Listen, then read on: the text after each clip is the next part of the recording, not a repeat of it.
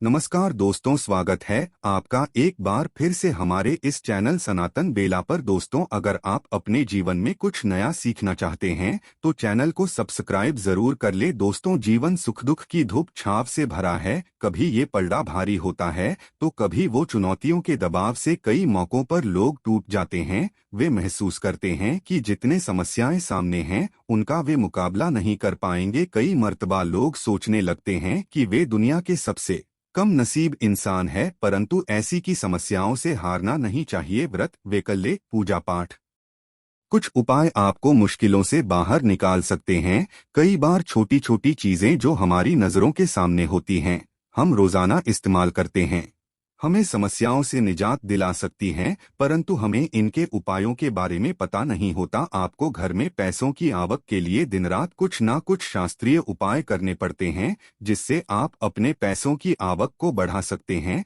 आज हम आपको बताएंगे एक ऐसा अनोखा उपाय जो चमत्कारी समझा जाता है, जिसको आजमाने के बाद समझा जाता है घर में पैसों की आवक कई गुना ज्यादा बढ़ जाती है। और इस उपाय में हमको कुछ नहीं करना है, सिर्फ 3 मोर पंखों का इस्तेमाल करना है। कैसे करना है वो हम आपको बताएंगे। दोस्तों, सबसे पहले समझ ले, मोरपंख है क्या। ये बहुत ही शक्तिशाली चमत्कारी यंत्र होता है और तांत्रिक पूजा में इसका बहुत बहुत महत्व होता है। और आज से नहीं, प्राचीन युग से आपको पता ही होगा, जितने शास्त्र हैं, ग्रंथ हैं, वास्तु है, ज्योतिष शास्त्र है, सभी में मोर के पंख को बहुत इम्पोर्टेंट स्थान दिया जाता है।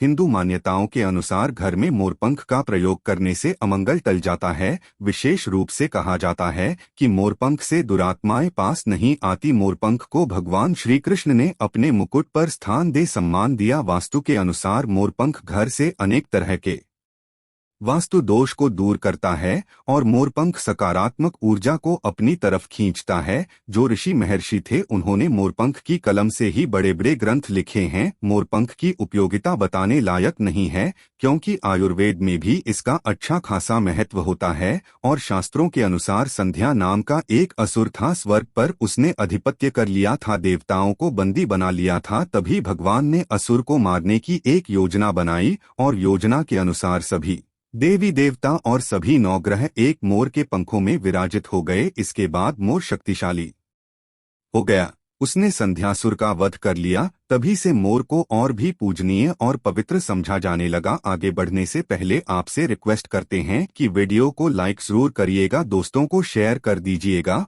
और अगर आपने अभी तक चैनल को सब्सक्राइब नहीं किया है तो चैनल को सब्सक्राइब करके बेल आइकन जरूर दबाइएगा। दोस्तों, सिर्फ ऋषि मुनि और राजा महाराजा ही नहीं, बल्कि भगवान श्री कृष्ण के क्या कहने आपको भी पता है कि कृष्ण कन्हैया को मोर पंख बिना अधूरा समझा जाता है। उन्हें मोर मुकुट वाला कहा जाता है। उनके मुकुट में मोरपंख के बिना वो कभी रहते नहीं थे। इसका कारण भी ये था कि बचपन से ही उनकी माता ने उन्हें मोरपंख धारण करवाया था, क्योंकि मोरपंख से कालसर्प दोष दूर होता है और श्री कृष्ण भगवान को कालसर्प दोष था। दोस्तों, सिर्फ हमारे धर्म में ही नहीं बल्कि एशिया के बहुत सारे देशों में मोरपंखों को अध्यात्म से जोड़कर देखा जाता है। आपने सुना होगा, वो प्रेम, प्रतिष्ठा, धीरज और स्नेह का सूचक है। और में मोर पंख की बहुत महत्ता बताई गई है। जब हम बौद्ध धर्म की बात करें तो समझा जाता है इसमें मोर अपने सारे पंखों को खोल देता है, इसलिए उसके पंख विचारों और मान्यताओं में खुलेपन का प्रतीक माने जाते हैं। जब हम ईसाई धर्म की बात करते हैं तो मोर के खूबसूरत पंख जन्नत के दरवाजे के बाहर अद्भुत शाही बगीचे का प्रतीक माने जाते हैं। और जो ग्रीस के लोग होते हैं वो मोर के पंखों को स्वर्ग और सितारों की निगाहों के साथ जोड़ते हैं। हमारे में तो मोर को धन की देवी लक्ष्मी, विद्या की देवी सरस्वती, कृष्ण कन्हैया, गणपति, हनुमान जी, कार्तिकेय, इन सभी से जोड़कर देखा जाता है। और लक्ष्मी, सौभाग्य, खुशहाली, धन, धन्य और संपन्नता का प्रतीक समझा जाता है। मोर के पंखों का प्रयोग लक्ष्मी की इन्हीं विशेषताओं को हासिल करने के लिए किया जाता है। और मोर पंख को अगर बांसुरी के साथ आप अपने घर में रखते हैं तो रिश्तों में प्रेम का रस घुल जाता है। हमारा घर मंदिर की तरह होता है। अगर उसमें रहने वाले सदस्य रोज आपस में झगड़ा करने लगे तो ये मंदिर अपवित्र सा लगने लगता है। इसके कई कारण हो सकते हैं। सबसे बड़ा कारण होता है घर में अत्यधिक नकारात्मक ऊर्जा का प्रवेश करना। अब सवाल उठता है, कि घर में अगर नकारात्मक ऊर्जा बढ़ गई है तो इसको दूर कैसे किया जाए। इसका प्रवेश अगर हो गया है तो इसको बाहर कैसे करें।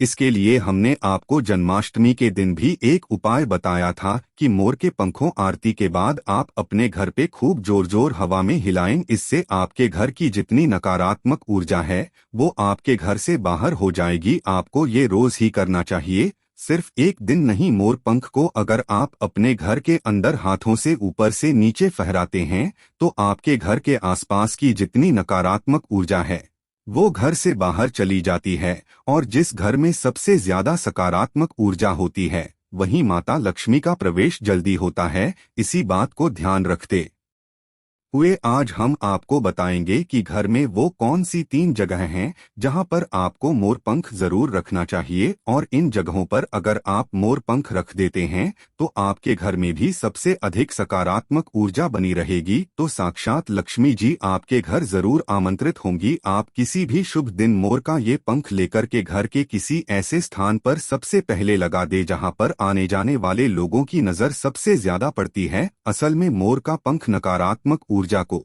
अवशोषित करता है, यानी कि एब्जॉर्ब करता है। इसलिए आपको इसको ऐसे स्थान पर लगाना चाहिए जहां ये सभी को नजर आए। मोर के पंख के ये उपाय ना सिर्फ आपको बल्कि आपके घर के सदस्यों के जीवन में भी सुख और समृद्धि जरूर लेकर आएंगे। ये उपाय आप अपने घर पर किसी भी शुभ दिन से शुरू कर सकते हैं। और दोस्तों, अभी तो गणेशोत्सव का माहौल चल रहा है, ऐसे में अनंत चतुर्दशी के पहले गणेश उत्सव पूर्ण होने के पहले आप अपने घर पर अगर इसको लगा देते हैं तो समझा जाता है ये कमाल का होता है। प्राचीन काल से आज की बात नहीं है, ये बहुत सालों से भगवान की प्रतिमा के आगे वातावरण को पवित्र करने के लिए, सब जगह वशीकरण के लिए, कार्य सिद्धि के लिए, भूत बाधा, रोग मुक्ति, ग्रह दोष, वास्तु दोष, सभी के लिए मोरपंख बहुत ही यूजफुल समझा गया है। खासकर जो स्टूडेंट्स होते हैं उनके लिए तो ये रामबाण का काम करते हैं। जो कहते हैं सरस्वती माता के उपासक होते हैं या फिर विद्यार्थी होते हैं, वो पुस्तकों के बीच अगर मंत्रित करके मोरपंख को रख लें तो पूरा पूरा लाभ उठा सकते हैं। अगर आप मंत्र सिद्धि करते हैं, तांत्रिक पूजा आदि करते हैं तो उस जपने वाली माला को समझा जाता है मोर पंखों के बीच आप रखते हैं तो आपकी मंत्र सिद्धि बहुत ही जल्दी होती है। घर के सभी अलग अलग कमरों में मोर पंख लगाने से घर का वास्तु बदला जा सकता है। 1.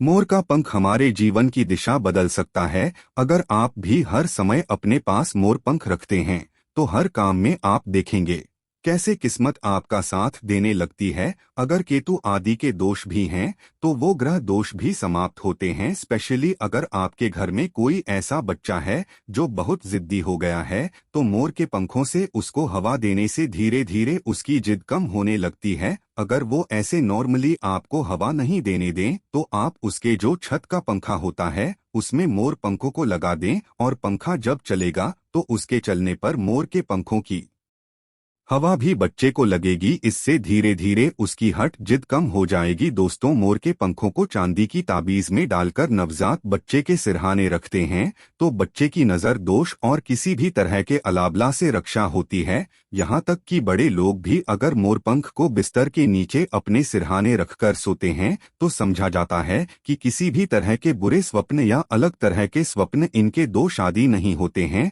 अगर आपके बच्चे का पढ़ाई में मन नहीं लगता है, कमजोर है, तो उनके कमरे में मोर स्पेशली उनके स्टडी टेबल में लगाएं, और जिस सब्जेक्ट में बच्चा वीक है उसके उस बुक में आप मोर के पंखों को रख दें। आप देखेंगे थोड़े ही दिनों में बच्चे का कैसे कंसंट्रेशन पावर बढ़ता है, मेमोरी पावर बढ़ती है और बच्चा पढ़ाई में तेज होने लगता है। सरस्वती माता के उपासक और विद्यार्थियों को पुस्तक में मोर का पंख जरूर रखना चाहिए। दोस्तों, ये तो हुई बच्चों की बात, परंतु जब बड़ों की बात होती है कई बार हम बहुत सारे काम हाथ में ले लेते हैं, काम होते लास्ट में रुक जाता है या लंबे समय तक अटका हुआ आ जाता है, काम बढ़ता ही नहीं है। तो ऐसे में अगर आप अपने घर के बेडरूम के पूर्वी दक्षिण यानी south east corner of the house है उसमें मोर का पंख लगाते हैं तो आपके अटके हुए काम पूरा होने के योग बनने लगते हैं। घर में अगर पैसों की बरकत नहीं होती है, धन आता है रुकता नहीं है,